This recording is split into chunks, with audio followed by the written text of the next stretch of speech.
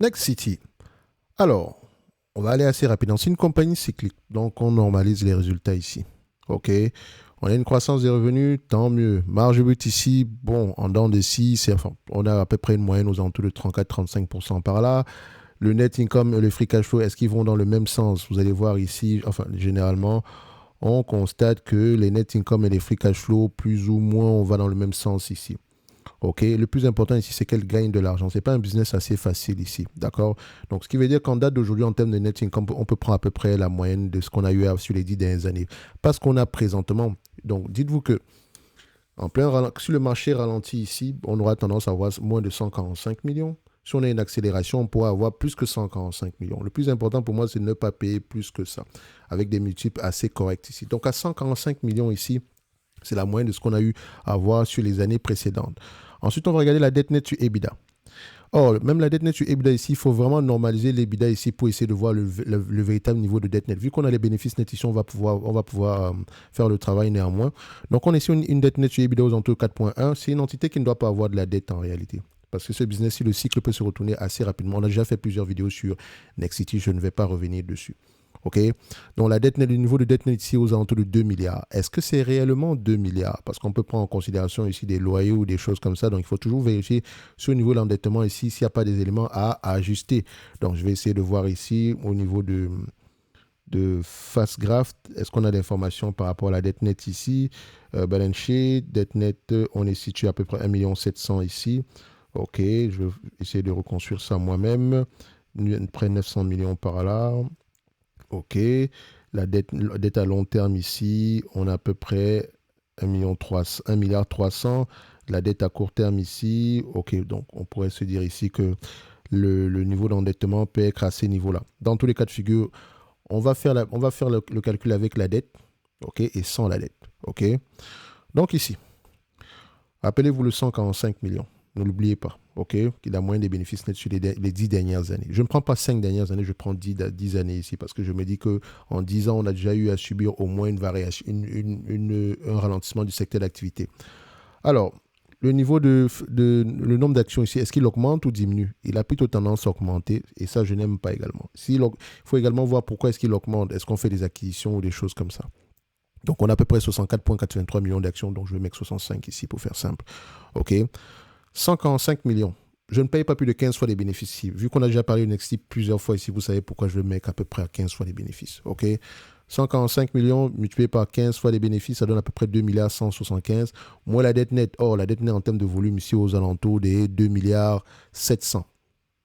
On va se dire ici que si on enlève la dette nette ici, on va se retrouver à 175 millions ici. C'est pas juste fait là, d'accord? Donc, c'est pour ça qu'on aura tendance à l'évaluer sans prendre en considération la dette. À 10 fois les bénéfices, ça donne 1 milliard 450. Divisé par le nombre d'actions, on a à peu près 65 millions d'actions. On sera un prix aux alentours de 22,30 €. 22,30 €. Mais à 22,30 €, c'est sous condition que l'entreprise puisse rembourser sa dette, sous condition que le cycle actuel ne dure pas, le cycle baissier actuel ne dure pas.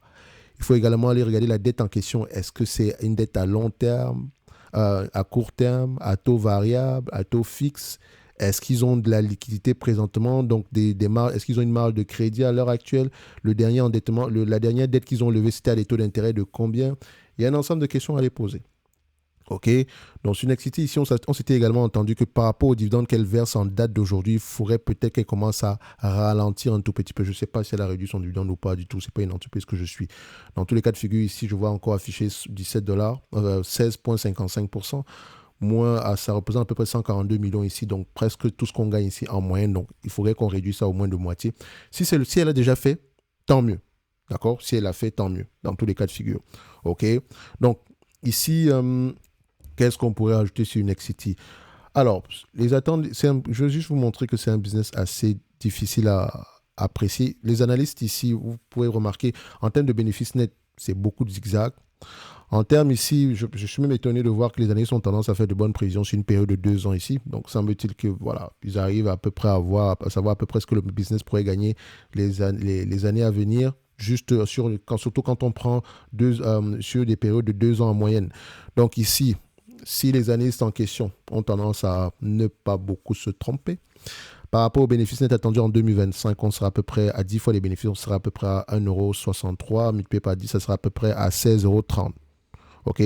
Je rappelle ici que quand on prend à peu près 145 millions, divisé par le nombre d'actions à 65 millions, on trouve à peu près une moyenne de 2,23 €.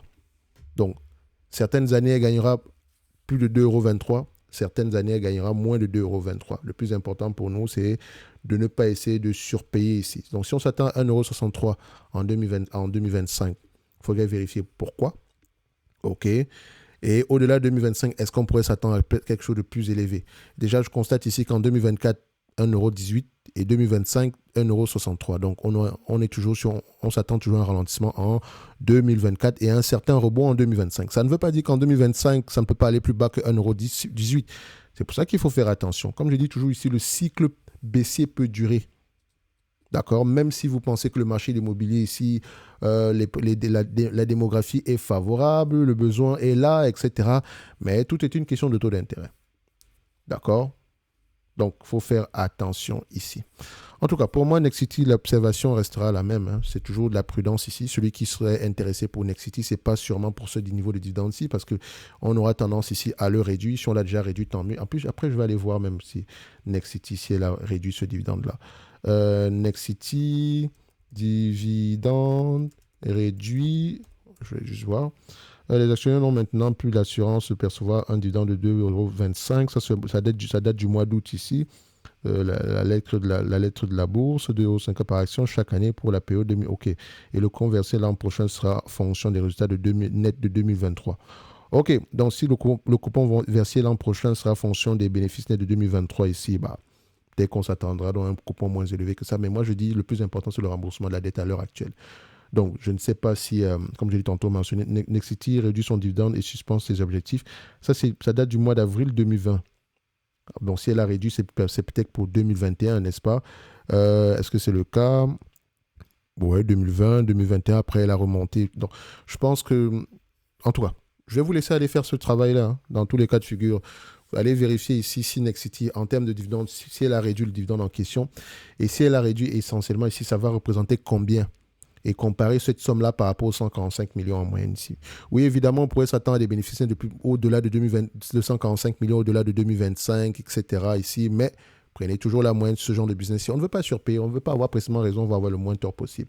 Ce qui est sûr au prix actuel, ça semble déjà intéressant. Tout va maintenant dépendre ici de la capacité de l'entreprise à pouvoir rester solvable en période difficile. Comme je l'ai remarqué également ici, Kaufman est bien positionné, est mieux positionné que Nexity. OK? Donc, par rapport à ce cycle baissier, si Kaufman est bien, elle n'a presque pas de dette. Or, Nexity devrait plutôt faire la même chose. OK? Bref, ce n'est que mon point de vue et non un conseil d'investissement. Je sais qu'il y a des gens qui attendent, oh, mais ça vaut combien? Donc, ça dit que c'est 15 €, je dois acheter maintenant. Non, non, non. C'est un peu plus subtil que ça. Le prix actuel n'est pas mauvais. OK? Surtout si l'activité se relève. Le prix actuel n'est pas mauvais du tout. D'accord? Donc, même si elle paye la moitié de 145 millions en question ici en dividende, on sera à peu près à combien? Disons 145 ici, 145 divisé par 2, divisé par la capitalisation boursière actuelle ici à peu près 841 millions. On est à peu près aux alentours de 8,62%. Donc, du point de vue, c'est pour ça que je dis que le prix actuel n'est pas mauvais. OK? Tout va dépendre de la capacité de l'entreprise à pouvoir maintenir ici des bénéfices nets stables dans le futur. En tout cas, un like, un abonnement, ça fait toujours plaisir. N'oubliez pas, en lien dans la description de la vidéo, vous avez la top newsletter où je partage également les analyses sectorielles et les notes d'analyse ici où je partage également des notes sur des entreprises qui, moi, me semblent intéressantes. Donc, je lis les rapports financiers, j'écoute des conférences calls et je vous présente ces entreprises essentiellement gratuites jusqu'au 29 du mois de février uniquement. OK? Au-delà, pour ceux qui vont choisir le prendre ici, bienvenue. En tout cas, on va se donner rendez-vous sur la prochaine vidéo. D'ici là, portez-vous bien. Ceci n'est que mon point de vue et non un conseil d'investissement. Comme d'habitude, je me réserve le droit de me tromper. Et je n'investirai jamais sur une compagnie sans avoir lu les rapports financiers. OK? Même si Nexity semble être intéressant, il y a énormément de questions à poser au-delà des chiffres. OK? Merci.